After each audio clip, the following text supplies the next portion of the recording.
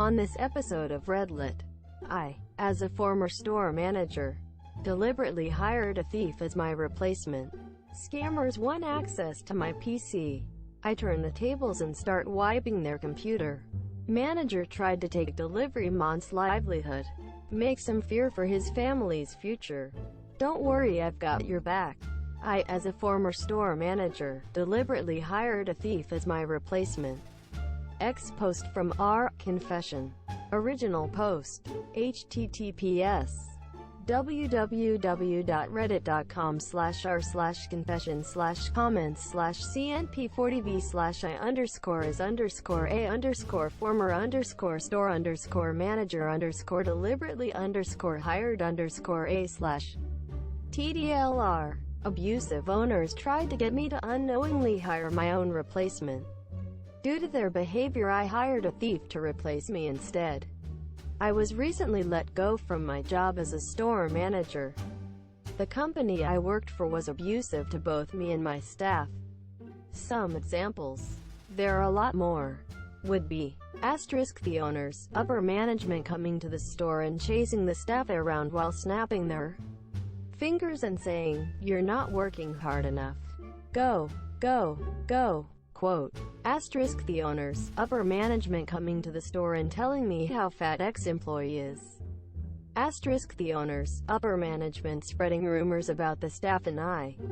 The owners, upper management screaming at us over the phone loud enough that customers could hear it. A month or so before I was let go, I had a pay dispute wherein I explained bluntly, but professionally, how they need to pay me because it's the right thing to do. They had promised extra pay above my salary for working hours I shouldn't have had to do because of something they did, and then purposely did not pay me that money. Eventually they paid me, but they really didn't like that I stood up for myself, and thus started their plan to get rid of me. One of them even stopped speaking to me altogether. After this, I was strangely given permission to hire a staff for the store. I needed one, so I happily posted an ad online and started interviewing people. It took a month, but I finally found one I liked and called their references, which came back average, but good enough. A sales representative I knew saw the resume on my desk and told me I should call X Business, which was not on the resume. I did, and it turned out this person had been fired for theft of money and product in the same industry of which I'm hiring for. I decided not to hire the thief.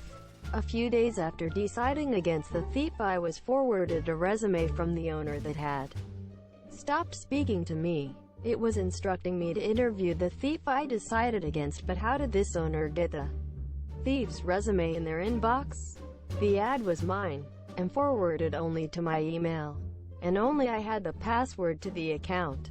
I followed the link back to an ad that I didn't write and posted from a different account. This ad was for a store manager. A poor attempt at being sneaky. I could have quit right then, but I had a better idea. The owners are notoriously spiteful, but I know they are also lazy and don't do their due diligence. They think they are having me hire my own replacement without me knowing. So, I hired the thief as my employee, while the owners, having already seen the thief's resume, sees them as a good fit for store manager. I vouched for the thief's references, knowing they'd never call them themselves. 3 weeks later, I was let go when I arrived at my store. The owners seemed confused by the big smile on my face when they told me. I was genuinely happy to be finished there. It was the worst employment experience of my life, but it was a job of necessity. I was able to collect employment insurance. Thankfully, the thief took over managing the store.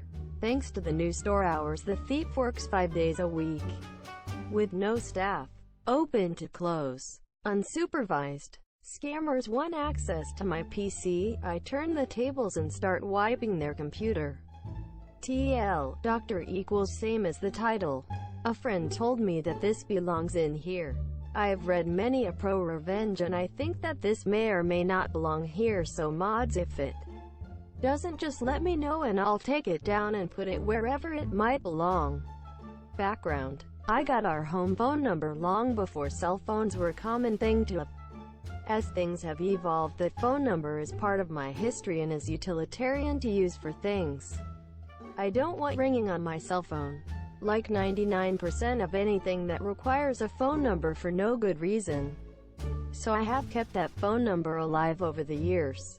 Most recently I moved it a few years back to an online service that charges a tiny amount of money per month to host it for me. I access it via a SIP client on my computer. The story. Because of the nature of the phone number, it randomly rings if I have time to mess with whomever is calling. Most of the calls are the "your car warranty is about to expire" kind. Some of the calls are about non-existent credit cards. My favorite calls are the scammers. I record all calls that come into this phone number. In my state, only one person needs to know that a call is being recorded, and besides, these scammers are all overseas, so I really do not care about their laws. So when a scammer calls, I tend to answer and play along. Sometimes these calls last a few minutes before they give up on me. Today I set a new record. A total of 1 hour of their time wasted. The call comes in as normal. I string the guy along. I play dumb. I keep them thinking I am an easy target. After 40 minutes I tell him I have to hang up and could he call me back in an hour. To my surprise, this idiot calls me back. So I decided to see if I could get him to let me connect to him by continuing to play dumb. My plan is based on knowing that they have a handful of tools at their disposal, easiest of which is TeamViewer. So I play along until they get me on a TeamViewer, but I never give them the real information on my end, and I just ask for my partner ID. The idea is that with TeamViewer you can switch who is showing the screen after you make the initial connection. I know that I have but a precious few seconds of time if I manage to get them to give me their ID and password to make my plan happen. So I have a dummy terminal set aside for all this. I quickly write out my set of commands so I can copy them to my clipboard and launch them as soon as I get connected. Sure enough, they give me their ID and password. I am ready and I paste the commands into a run window and let it rip. As I see the window pop up with the command prompt and the deletion of folders starts, the guy starts to stutter and asks, "What are you doing, sir?" Quote, "I keep playing dumb until my connection is terminated. Files have been deleted." The scammer is pissed. He starts to curse at me. I eventually start taunting him and cursing back at him. After a while, he hangs up. Look, I know that they have cloned systems and they'll be back up and running in no time at all, but this wasted an hour of their time, and that is an hour they can't use to scam someone else. Proof: the recording of the call. https soundcloud.com/user-64119932/2019044-145306-scammer. https soundcloud.com/user-64119932/2019044-145306-scammer. Edit: so I woke up to 8K upvotes. Quad silver, triple gold, and platinum. Thank you, kind Redditors. I can't reply to everyone, but the details of most of the questions are already in the replies from last night. Edit: 2 more silver, gold, and platinum. You guys are too kind. Thank you so much. To the folks suggesting cross-posting to other subs, every single one I have tried that was suggested does now allow cross-posting, so maybe some of their mods will see this post and make an exception. Manager tried to take delivery mod's livelihood. Makes him fear for his family's future. Don't worry, I've got your back. Repost of my story from our malicious compliance. People thought people might like it over here. Smiley face. Back in the warehouse days, we had an ever-growing clearance section. Because of this, the company employed a delivery driver to be solely responsible for delivering clearance items purchased by customers. This delivery driver, let's call him John, was amazing. He was a veteran of the industry, had 2 trucks, a smaller and a larger one, did most of the heavy lifting, always took the time to chat to me as I helped him load up his delivery run, would bring me beer when it was an extremely hot day, and knew I'd been busting my ass. He had worked for a bunch of high-end furniture stores, but when the recession hit, and companies went belly up or cut costs, he found himself struggling for work. The company I worked for had a problem with delivery drivers, due to the fact the company was cheap, and wouldn't pay the industry rates most delivery drivers charged. John was happy to make a few concessions for cash-in-hand deliveries, and naturally management took advantage of that. After a few problems in the warehouse, I asked John if I could get a few shifts working for him as his delivery offsider. John immediately said yes, as he had problems of his own with lazy employees. I immediately fell in love with the work. We would do a 4 a.m. start to get deliveries on the watch 6. And if we scheduled it correctly, we could be done by 2 to 2:30. I loved the physicality of it, loved being on the open road, and loved swapping stories with John. He would talk about his wife and kids, and I'd make fun of his tacky scorpion tattoo. The problems started when John would get his delivery run sheet from the store, and would see the delivery prices quoted to the customer from the manager. To give you an idea, the store would charge $95 for a local delivery. This was with a full day of deliveries, and approximately 20 to 30 deliveries. John would charge slightly more as he was doing maybe 5 to 8 deliveries and they'd be all over, as opposed to all being in a specific area. John would go in and chat to the manager and ask why a customer was only being charged $50 for a 3-seater sofa bed, going up 6 flights of stairs, when normally it would be a $110 delivery charge and $100 for every flight of stair past the first level. The manager would just shrug and say she reduced the delivery to close the sale. We'd get other deliveries where we'd have to carry a 10-piece sectional sofa up 7 flights of stairs because the customer wouldn't reserve an elevator, or in some cases the goods wouldn't fit in the lift. We'd get the sofa inside, unbag it, connect the sections, take the rubbish away, only for the customer to hand John $30 in cash. It was soul-crushing. I remember getting the customer to sign off on the paperwork as John said he'd meet me back at the truck. I grabbed the last bits of rubbish and made my way downstairs and jumped into the passenger seat. John was trying not to look at me.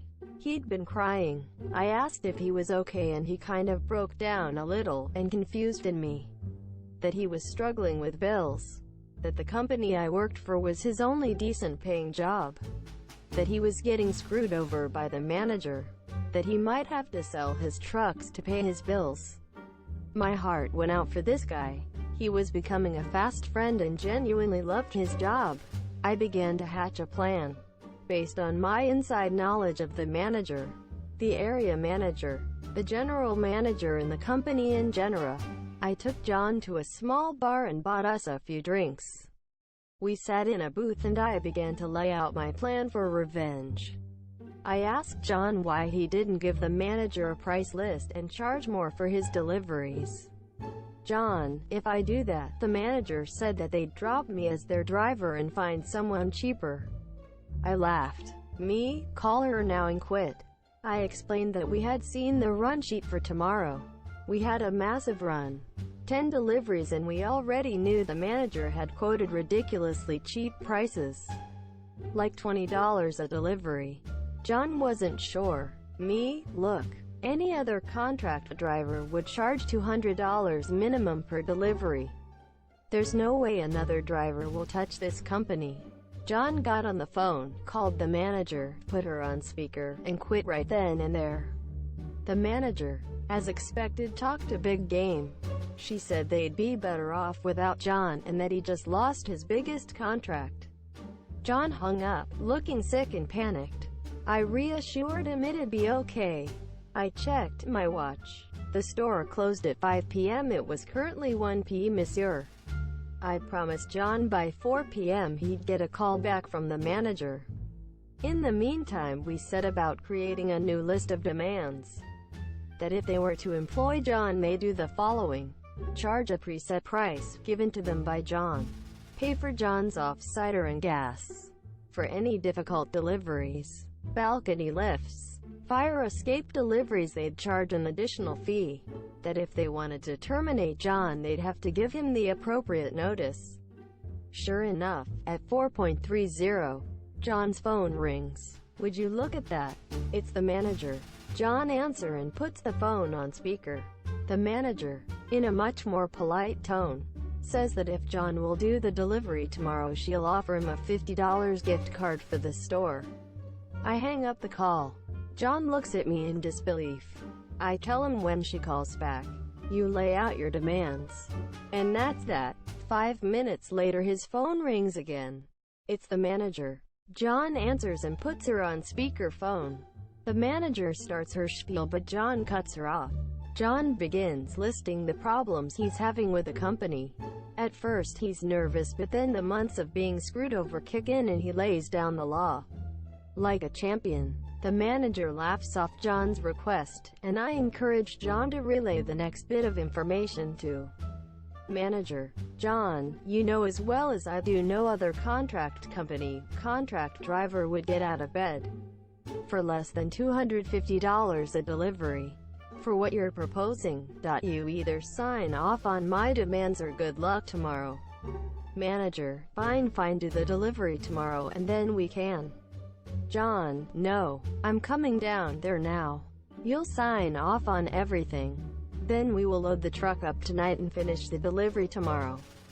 He hangs up. We go to the store and the manager looks pissed. She keeps bitching that John has her between a rock and a hard place and that John is extorting her.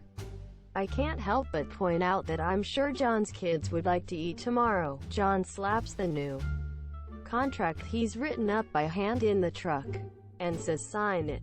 The manager signs it, and John backs his truck into the warehouse. We notice, as per usual, it's sofa beds, glass coffee tables, the heaviest items this company sells. The manager walks out of the warehouse and smirks as we struggle to load the extremely heavy goods into the truck. As we finish, the manager has a few snarky parting words. Manager, John, with this new contract, just so we are clear, you have to fulfill the delivery no matter what? Me? No matter what, huh?